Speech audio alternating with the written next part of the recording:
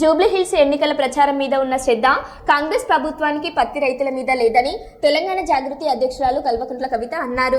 ఆదిలాబాద్లో మంగళవారం నిర్వహించిన జాగృతి జనం బాట కార్యక్రమంలో కవిత ఈ విధంగా మాట్లాడారు. జూబ్లీహిల్స్లో రైతులు లేరు కనుక వారిని పట్టించుకోవడం లేదని అన్నారు. పత్తి రైతుల పరిస్థితిపై తీవ్ర ఆవేదన వ్యక్తం చేసిన కవిత మొంతా తుఫాన్ ప్రభావం ముందే తెలిసిన ప్రభుత్వం యంత్రాంగం ఎటువంటి చర్యలు తీసుకోలేదని విమర్శించారు. ఒక పక్క మొంతా తుఫాన్ వచ్చిందని తెలుసు, ఆ తుఫాన్ వస్తే తేమ శాతం పెరుగుతుందని కూడా తెలుసు.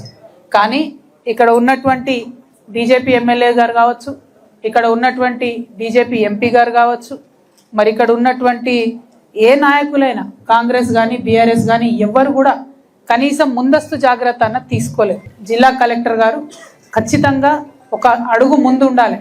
మా జిల్లాలో ఈ ఇబ్బంది అవుతుంది అనేటటువంటి యాంటిసిపేషన్తోని ప్రభుత్వం మీద ఒత్తిడి పెంచాలి.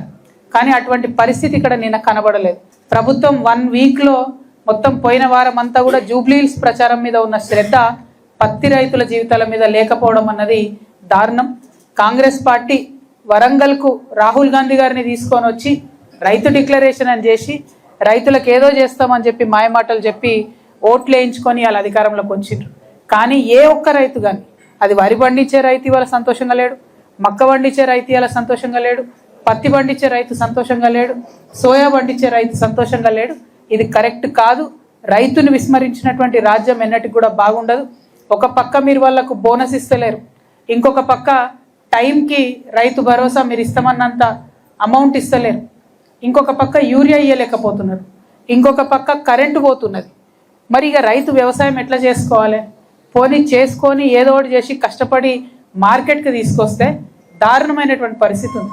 నిన్న అక్కడికి పోతే రైతులు ఒకటే చెప్తున్నారు, మా ట్రాక్టర్ ఇట్లా లోపలికి రాగానే మాయిశ్చర్ కంటెంట్ తీసుకుంటున్నారు, డెఫినెట్గా అది ఎక్కువ వస్తుంది, మేము ఆరబెట్టుకున్న తర్వాత తీసుకోవాలి. ఈ కనీస చిన్న చిన్నవి కూడా పాటిస్తలేరంటే నిన్న మీ అందరి సమక్షంలోనే నేను కలెక్టర్ గారికి మాట్లాడడం జరిగింది. వారు దానికి ఒప్పుకున్నారు.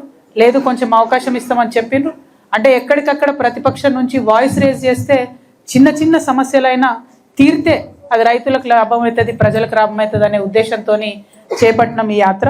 అందులో కాటన్ మార్కెట్లో నిన్న